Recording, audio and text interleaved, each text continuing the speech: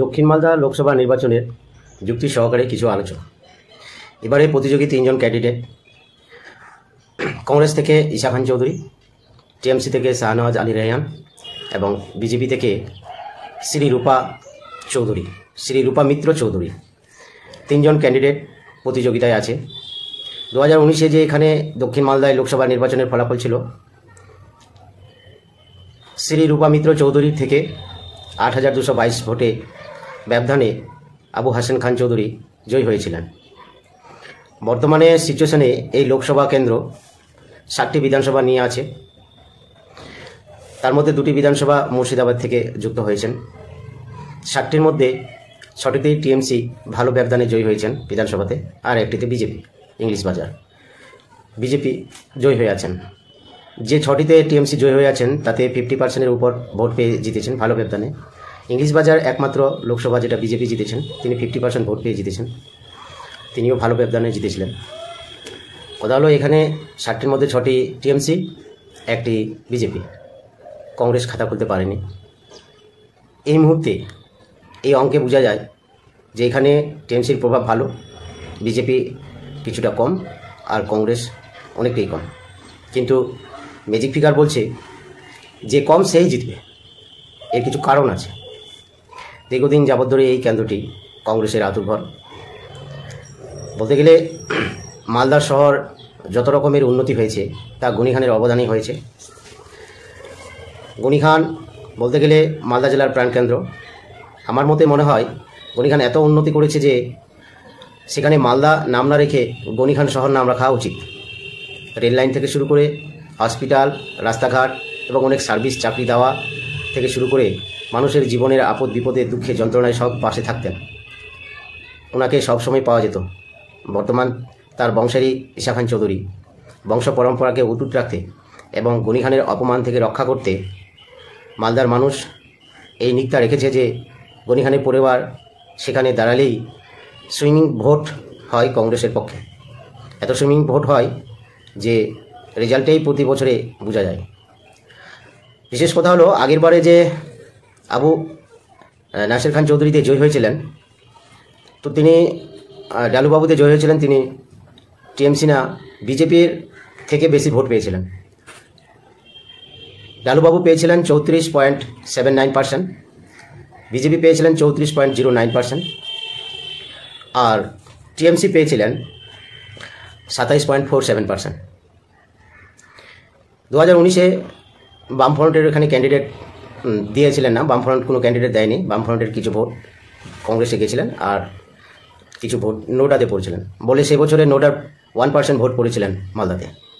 এবার যেহেতু কেন্দ্রিকভাবে বামফ্রন্ট সেখানে জয় হয়েছে, মানে সমর্থিত প্রার্থী হয়েছেন ঈশা খান চৌধুরী, নোটা ভোটের পরিমাণটা অনেকটা কমে যাবে। সেই ভোটটা অটোমেটিক্যালি এই ঈশা খানের পক্ষে যাবে।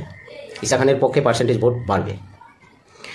এবং যে সিচুয়েশন বোঝা যাচ্ছে বর্তমানে মানুষের সার্ভে, আমি অনেক মানুষের সঙ্গে দক্ষিণ মালদার ভোটারদের সঙ্গে কথা বলেছি, ওখানে অনেক জনের সঙ্গে যোগাযোগ করেছি।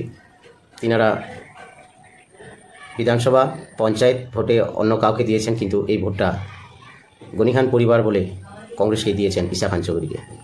এরকম প্রায় অনেক ভোট।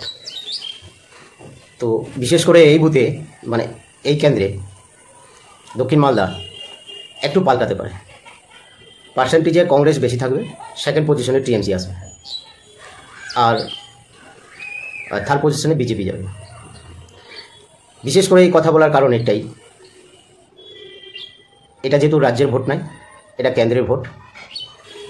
2019-এ যে মোদি হাওয়া ছিলেন প্রতিটা মানুষের কানে কানে সেটা বাজত, এবং সারা ভারতবর্ষের মানুষ সেরকমই একটা গতি ধরেছিলেন যে এবারে মোদি আবার ভালো ভোটে জিতবে বলে। অনেক মানুষ এই কেন্দ্রের উপর টার্গেট করে বিজেপিকে ভোট দিয়েছিলেন। এবার কিন্তু মোদি হাওয়াটা অনেকটা শীতের, মানে সেই হাওয়া এখন আর কাজ করছে না। তবে বিজেপি একেবারে নিঃশেষ হবে সেরকম না, বিজেপিও ভালো ভোট পাবে, তবে পার্সেন্টেজটা অনেকটা কমবে। যদিও এবার টিএমসি রাজ্য হিসাবে কিছু প্রকল্পের কাজে সুবিধা দিয়ে বিশেষ করে মহিলা মানুষদের ভোটটা অনেকটা পজিটিভে আসবে, তাই এবারে এবং ক্যান্ডিডেট হিসাবে টিএমসির যে আছেন শাহনেওয়াজ আলী রায়হান, তিনি ভালো প্রভাবশালী এবং নাম খ্যাতি মানুষ ছিলেন, আছেন। সেই যুক্তিতে বলতে গেলে বলা যায় যে তিনি ভোট এবার শ্রী রূপা মিত্র চৌধুরীর থেকে, অর্থাৎ বিজেপি ক্যান্ডিডেটের থেকে টিএমসি ক্যান্ডিডেট ভোট এগিয়ে আছে। আর মানসম্মান রক্ষার্থের স্বার্থে সেই দক্ষিণ মালদার মানুষ কোনো দলতন্ত্র না দেখে গনি খান পরিবারের সম্মান রক্ষার স্বার্থে এবং নিজের মর্যাদা আর নিজের উপকারিতা স্বীকার করে অনেক মানুষ ভোট দিয়েছেন, যা ঈশা খান চৌধুরীর একটা পজিটিভ দিক। এবারে দক্ষিণ মালদায় ঈশা খান চৌধুরী জিতছে, লিখে রাখুন, এটা ফাইনাল কথা। বিভিন্ন দিক দিয়ে আরও চর্চা অনেক করা আছে, আলোচনা করলে অনেক হয়তো আলোচিত বিষয় বেরিয়ে যাবে সব দিকেই ধরতে গেলে। যেহেতু এটা কেন্দ্রিক ভোট এবং ইন্ডিয়া জেটের একটা ভালো পজিটিভ লক্ষ্য করা যাচ্ছে, মানুষ এইদিকেও আরও উৎসাহিত হয়েছেন, কেন্দ্রমুখী হয়ে ভোট পড়েছেন। আর তাছাড়া মালদার একটা উন্নয়নমুখী যে গনি খানের অবদান আছে সেই দিকে লক্ষ্য করেই ভোট হয়েছেন। বিধানসভা ভোটে যতই টিএমসি ভালো পরিমাণে জিতুক না কেন, কিন্তু লোকসভা ভোট কেন্দ্রিক ভোট, এবার কেন্দ্রকে লক্ষ্য করে ভোট করেছেন। তাই চতুর্দিক দিয়ে লক্ষ্য করে এবং নোটা ভোটের পরিমাণ আগের বারের থেকে এবারে অনেক কম পড়েছেন। পার্সেন্টেজে দেখে নেবেন, 1% আর নোটা ভোট হবে না, সেটা সম্পূর্ণ চলে যাবে জোট প্রার্থীর টার্গেটে ভোট। তার দিকে লক্ষ্য করে দেখা গেল যে সেখানে ঈশা খান চৌধুরী অনেকটা এগিয়ে এবং সেখানে ঈশা খান চৌধুরী একমাত্র যিনি জয়ী হবেন।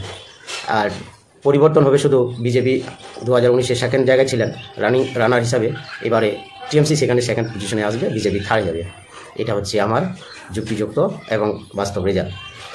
এখানে পরিমাণটা হলো যে 2024-এর 7 মে আরও যে দুটি কেন্দ্রে হয়েছিলেন, এর আগে আমি উত্তর মালদার ফলাফল বলেছিলাম, এবার দক্ষিণ মালদার ফলাফল বললাম। এরপরে জঙ্গিপুর এবং মুর্শিদাবাদ পরবর্তী ভিডিওতে আমি আসবো আপনাদের সামনে, কে এগিয়ে কে পিছিয়ে আছেন, সেখানে কে জয় হতে পারেন তার সম্পর্কে আলোচনা করতে আপনাদের সামনে আসব। সময় মতো আপনারা আমার ইউটিউবের চ্যানেল এই তথ্য পেতে সাবস্ক্রাইব করে অল নোটিফিকেশন বেলটা ক্লিক করবেন এবং একটা লাইক দিয়ে রাখবেন, এটা আমার অনুরোধ। পরবর্তী ভিডিও মুর্শিদাবাদ এবং জঙ্গিপুর নিয়ে আপনাদের সামনে আসছে।